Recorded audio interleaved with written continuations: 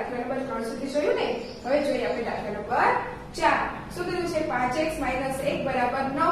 સમીકરણ 9 કે શું કીધું છે 5x - 1 = 9.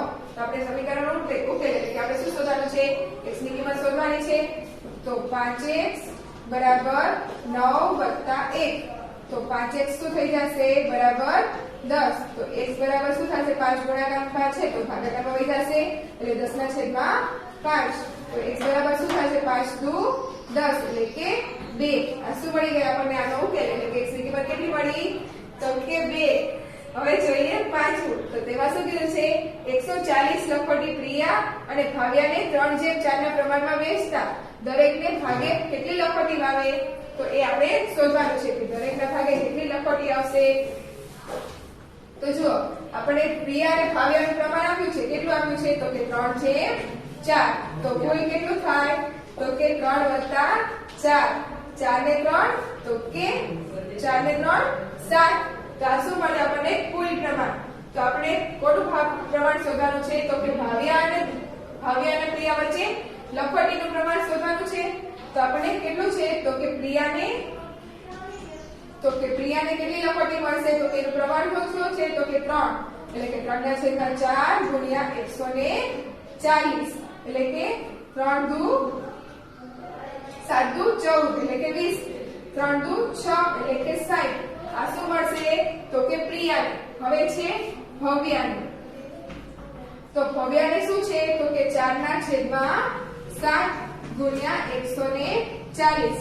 4 દુ 7 દુ 14 એટલે 4 દુ 8 ને 0 એટલે કે 80. તો પ્રિયાને કેટલી મળશે? 60 અને ભવ્યાને 80 લખોટી. હવે જોઈએ આપણે છઠ્ઠું. તો તેમાં શું કીધું છે?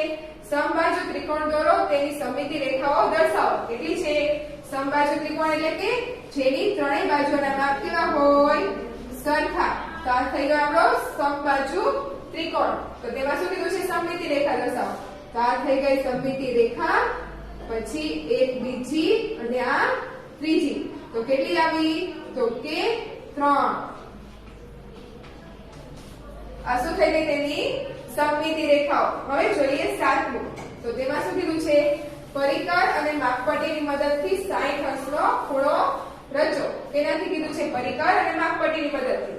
તો ચાલો આપણે જોઈ લઈએ. તો પરિકર અને માપપટ્ટીની મદદથી શું કરીશું? પહેલા કિરણ આપણે L દોરીશું. તો આ થઈ ગયો આપણો કિરણ L. હવે આને આપણે નામ આપી દઈશું તો કે B અને C.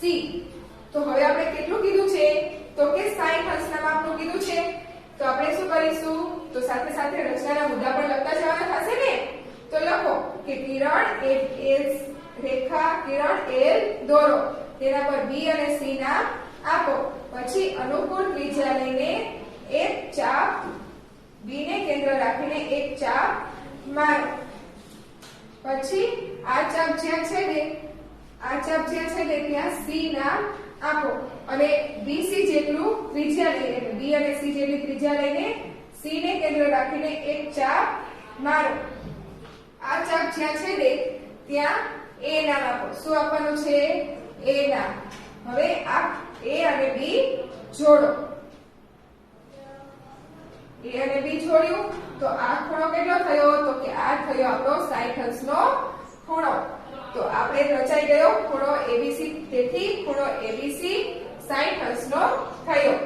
તો ફ્રેન્ડ્સ સમજાઈ ગયું ને? સૌથી પહેલા શું કર્યું? તો કે કિરણ રચનાના મુદ્દા લખવાના કે કિરણ L દોરો. પછી અનુકૂળ ત્રિજ્યા લઈને B ને કેન્દ્ર રાખીને એક ચાપ રચો. ચાપ રેખા કિરણ L ને જ્યાં છે ને ત્યાં C નામ આપો. BC જેટલું માપ લઈને C ને કેન્દ્ર લઈને એક ચાપ મારો. એ ચાપ જ્યાં છે ને ત્યાં A નામ આપો અને કિરણ AB જોડી દો. એટલે કે તેથી ખૂણો ABC થશે 60 અંશ. તો ફ્રેન્ડ્સ સમજાઈ ગયું? હવે જોઈએ આપણે આઠમું. તો તેમાં શું કીધું છે? 7.3 સેમી લંબાઈનો રેખાખંડ AB દોરો. AB ને લંબ દ્વિભાજક દોરો. તો ચાલો આપણે એ પણ જોઈ લઈએ. હવે શું કરવાનું છે? આપણે લંબ દ્વિભાજક દોરવાનો છે. તો ચાલો આપણે જોઈ લઈએ કે 7.3 સેમી લંબાઈનો રેખાખંડ AB.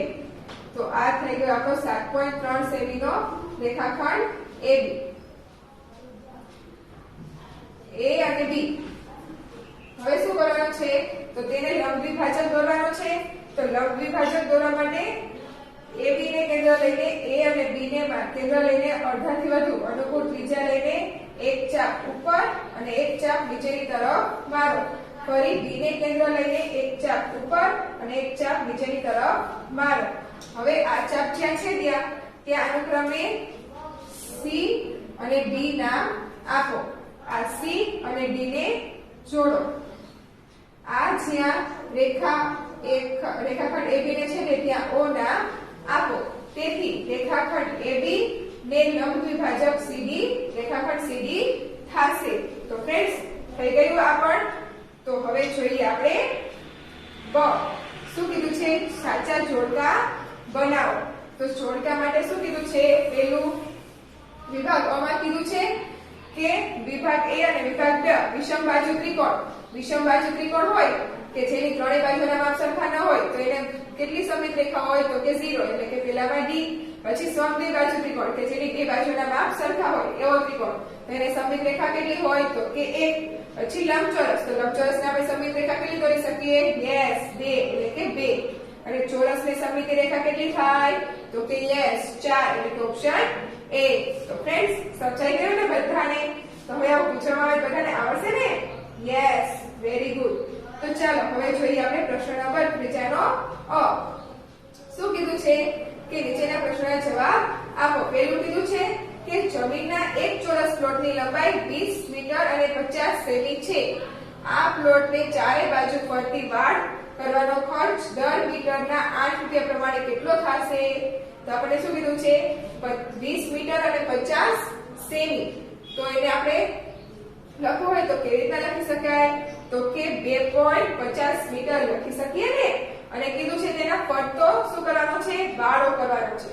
તો એનું આપણે તેના માટે પરિમિતિ શોધવી પડશે. તો ચાલો આપણે પરિમિતિ શોધી લઈએ. તો આપણે શું થશે? લંબાઈ. તો કે ચોરસ પ્લોટની લંબાઈની પરિમિતિ એટલે કે ચોરસની પરિમિતિ શું થશે? 4 ગુણ્યા L. તો 4 ગુણ્યા L. L કેટલો થશે?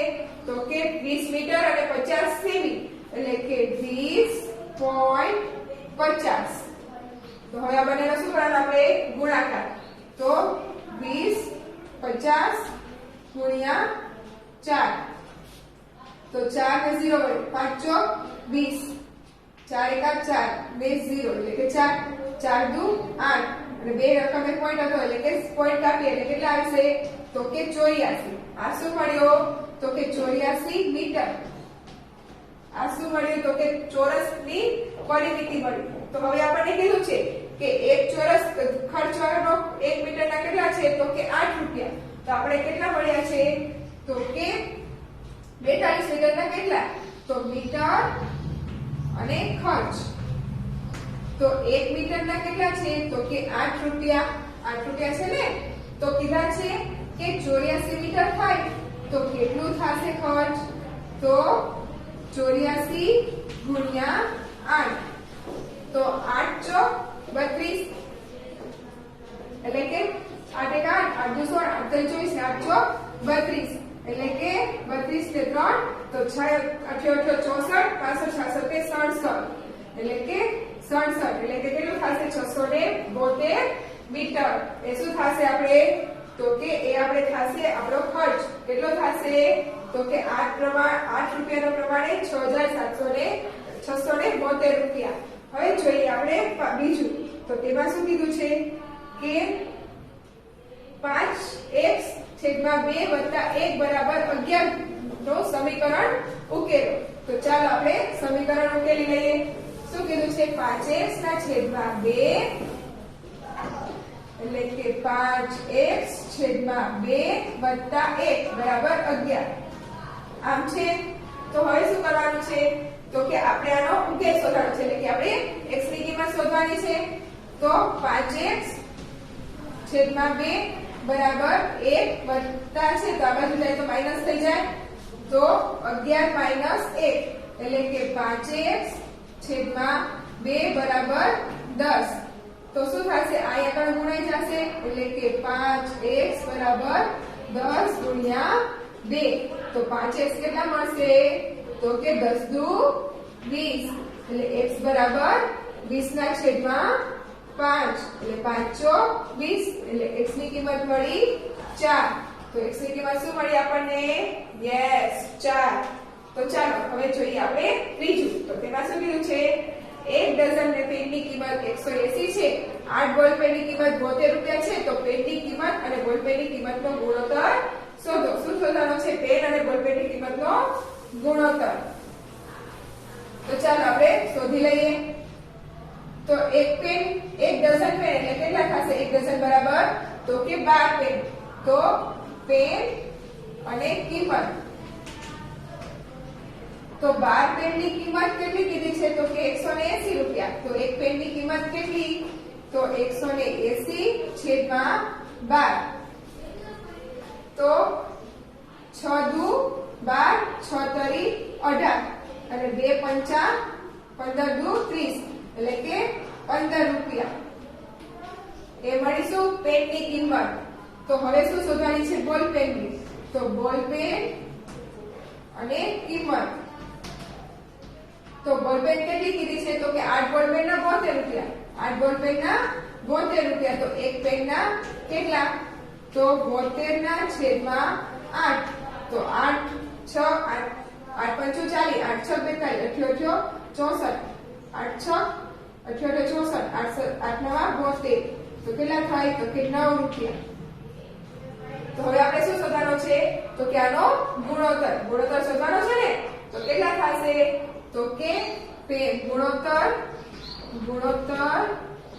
બરાબર કેનો કીધો છે તો કે પેનની કિંમત અને બોલ પેનની કિંમત તો બોલ પેનની કિંમત કેટલી છે 15 અને છેદમાં પેનની કિંમત તો કે 9 તો ગુણોત્તર શું થશે તો કે 3 પંચું 15 અને 3 તરી 9 એટલે કે 5 ના છેદમાં 3 એટલે કે આને ગુણોત્તર સ્વરૂપે 5/3 લખી શકાય ને તો શું આવશે 5/3 તો હવે જોઈએ આપણે દાખલા નંબર 7 શું કીધું છે કે 7 પૂર્ણાંક 6 ના છેદમાં 25 ને દશાંશ અપૂર્ણાંકમાં દર્શાવો એમાં કીધું છે દશાંશ અપૂર્ણાંકમાં તો ચાલો એ આપણે દર્શાવી લઈએ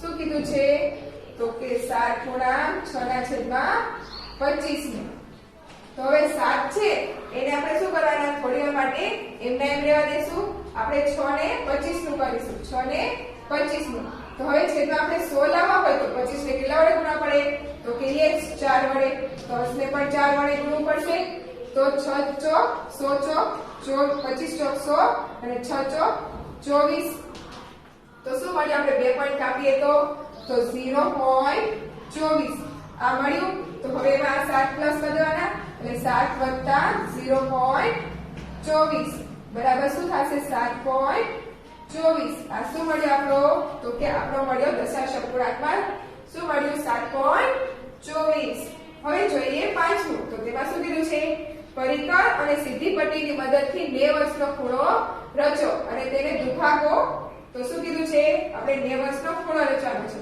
કોની મદદથી પરિકર અને સીધી પટ્ટી એટલે કે ફૂટ પટ્ટીની મદદથી તો ચાલો આપણે દોરી લઈએ તો આપણે ફૂટ પટ્ટી અને પરિકર લઈ લઈશું તો આપણે સૌથી પહેલા શું કરીશું તો કે કિરણ L દોરીશું આ દોરી આપણે કિરણ L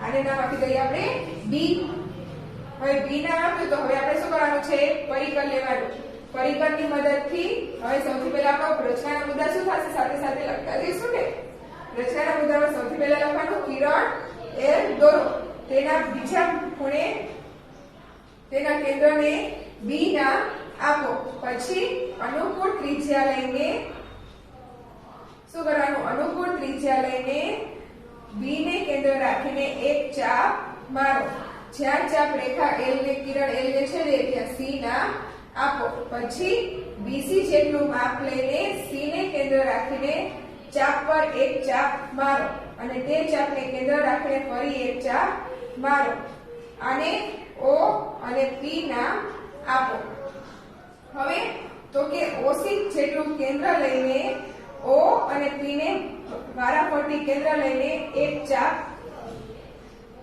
ચાપ રચો અને P ને કેન્દ્ર લઈને પણ એક ચાપ રચો. આ શું થયું તો કે આ આપણે ચાપ મારી દીધો. આ ચાપ જ્યાં છેદે ત્યાં A નામ આપો. તો R થઈ ગયો. તો R થયો કેટલો તો કે R થયો આપણો 90 નો ખૂણો. કેટલો થયો 90 નો ખૂણો. આ થયો કાટખૂણો એટલે કે 90 નો ખૂણો. તો હવે શું કીધું છે હવે આપણે આના દુભાગો દોરવાના છે. અહીંયા પણ આપણે નામ આપી દઈએ Q. શું નામ આપીશું યસ Q. હવે તો કે હવે આપણે આના દુભાગો દોરવાના છે એટલે કે C ને કેન્દ્ર લઈને Q C Q કેટલી છે એટલે ત્રિજ્યા લઈને C અને Q ને કેન્દ્ર રાખીને વારાફરતી એક ચાપ રચો. આ ચાપ જ્યાં છેદે ત્યાં S નામ આપો. હવે તો કે હવે કિરણ SB જોડો. શું થયો કિરણ SB જોડો.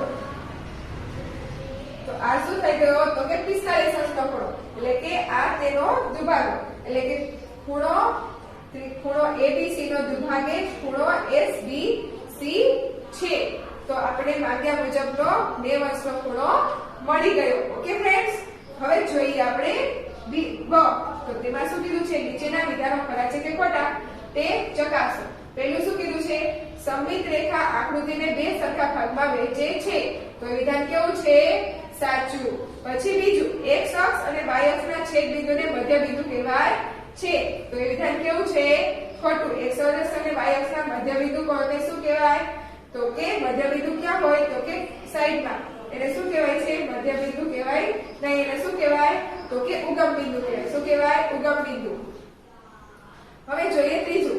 સરખા ક્ષેત્રફળવાળા બે લંબચોરસની લંબાઈ અને પહોળાઈના માપ સરખા હોય છે. તો લંબચોરસના સરખા ક્ષેત્રફળવાળા હોય છતાં તેના લંબાઈ અને પહોળાઈના માપ સરખા હોય નહીં. એટલે વિધાન કેવું છે ખોટું. હવે જોઈએ 7મું. તો તેમાં શું કીધું છે 7/2 ને દશાંશમાં 7.5 લખાય. તો આ વિધાન પણ કેવું છે ખોટું. હવે જોઈએ આપણે ચોથાનો અ. તો તેમાં શું કીધું છે નીચેના પ્રશ્નના જવાબ આપો. તેમાં પહેલું કીધું છે કે 8 મીટર લંબાઈ અને 6 મીટર પહોળાઈના એક ઓરડાના ભોંય તળિયે 25 સેમી લંબાઈની ચોરસ ટાઇલ્સ લગાવી છે. તો કેટલી ટાઇલ્સ જોઈશે તો આપણે લંબાઈ અને પહોળાઈ આપી છે એટલે શું કરવાનું આપણે લંબચોરસનું ક્ષેત્રફળ શોધીશું.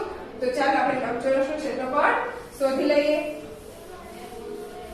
આપણું લંબચોરસના ક્ષેત્રફળનું શું સૂત્ર હતું તો કે લંબાઈ ગુણ્યા પહોળાઈ. એટલે લંબચોરસનું ક્ષેત્રફળ શું છે તો કે લંબાઈ ગુણ્યા પહોળાઈ. તો લંબાઈ આપણને આપી છે કેટલી છે તો કે 8 અને પહોળાઈ તો કે 6.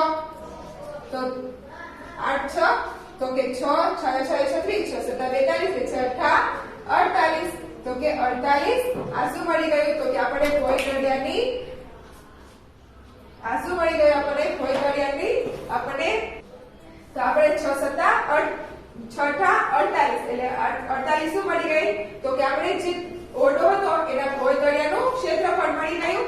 હવે આપણે શું શોધવાનું છે તો કે હવે આપણે શોધવાનું છે કે તેના ઓરડામાં ભોંય તળિયામાં કેટલું કીધું તો કે 25 સેમી લંબાઈનું શું કરવાનું છે ટાઇલ્સ લગાવવાની છે. તો આપણે લંબાઈ આપી છે કેટલી કીધી છે 25 સેમી. તો આ બધું આપણે મીટરમાં છે તો આપણે એને મીટરમાં ફેરવવું પડે ને. 25 સેમી છે તો તેને મીટરમાં ફેરવવા માટે શું કરવું પડશે તો કે લંબાઈ તો 1 મીટર બરાબર કેટલા થાય તો કે 100 સેમી. એટલે કે 1/100 તો આપણે 25/100 થશે. 25/100 તો 25 ચોક 100 એટલે 1/4. આ શું મળી ગયું તો કે આ આપણને મળી ગઈ લંબાઈ. તો લંબાઈ મળી કેટલી તો કે 1/4. તો હવે આ જે કીધું છે કે લંબાઈ કેટલી છે ચોરસ છે. તો આપણે ચોરસનું ક્ષેત્રફળ શોધવાનું થશે. તો કે ચોરસનું ક્ષેત્રફળ બરાબર એનું સૂત્ર શું હતું તો કે લંબાઈ ગુણ્યા લંબાઈ. તો 1/4 ગુણ્યા 1/4. તો હવે ગુણાકાર છે તો શું થશે છેદનો ગુણાકાર છેદમાં અને અંશનો ગુણાકાર અંશમાં. એટલે ચોકો ચોકો 16 અને 16 એકા 16. તો હવે આપણને શું મળ્યું તો કે લંબચોરસનું ક્ષેત્રફળ મળી ગયું અને ચોરસનું ક્ષેત્રફળ પણ મળી હવે આપણે શું કીધું છે કે ટાઇલ્સ લગાવવાની છે. તો કેટલી ટાઇલ્સ જોઈશે? તો કે લંબચોરસના ક્ષેત્રફળમાં નીચે ચોરસનું ક્ષેત્રફળ થશે. એટલે કે હવે લેશું તો કે લંબચોરસનું ક્ષેત્રફળ અને છેદમાં શું થશે? તો કે ચોરસનું ક્ષેત્રફળ. તો લંબચોરસનું ક્ષેત્રફળ કેટલું હતું આપણું? તો કે 48 અને છેદમાં તો કે 1/16. તો હવે છેદનો છેદ રહ્યો એ શું થઈ જાય? અંશમાં વયો જાય. એટલે કે 48 ગુણ્યા 16 અને છેદમાં 1. તો હવે આ બંનેનો શું કરી લેવાનું આપણે? ગુણાકાર. તો 48 ગુણ્યા 16 કરીએ તો શું થશે? બે રકમની શોધ. 8 એકા 8, 4 એકા 4, 6 અઠા 48 અને 6 ચોક 24, 25 26 ને 28. એટલે કે 8 8 16 ને 1 5 ને 6 ને 7. એટલે કેટલા થયા? 766. એટલે કે 768. એ શું મળી ગયું આપણને? તો કે એટલી ટાઇલ્સ લગાવવી પડશે. કેટલી ટાઇલ્સ લગાવવી પડશે? તો કે 768. તો હવે એ થઈ ગયું, મળી ગયું આપણને ટાઇલ્સ. હવે જોઈએ દાખલા નંબર બીજો. તો દાખલા નંબર બીજો શું છે? 2a ના છેદમાં 3 - 1 બરાબર 7. તો આ તો આપણે અગાઉ શીખી ગયા છે ને.